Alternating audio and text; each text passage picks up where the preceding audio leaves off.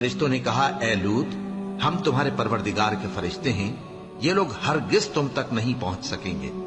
تو کچھ رات رہے سے اپنے گھر والوں کو لے کر چل دو، اور تم میں سے کوئی شخص پیچھے مڑ کر نہ دیکھے،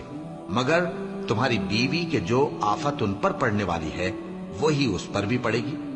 ان کے عذاب کے وعدے کا وقت صبح ہے،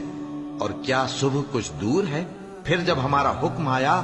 ہم نے اس بستی کو الٹ کر نیچے اوپر کر دیا، اور ان پر پتھر کی تہ بتہ کنکریاں برسائیں، جن پر تمہارے پروردگار کے ہاں سے نشان کیے ہوئے تھے، اور وہ بستی ان ظالموں سے کچھ دور نہیں۔ اور مدین کی طرف ان کے بھائی شعیب کو بھیجا، تو انہوں نے کہا کہ اے قوم، اللہ ہی کی عبادت کرو کہ اس کے سوا تمہارا کوئی معبود نہیں، اور ناپ اور تول میں کمی نہ کیا کرو،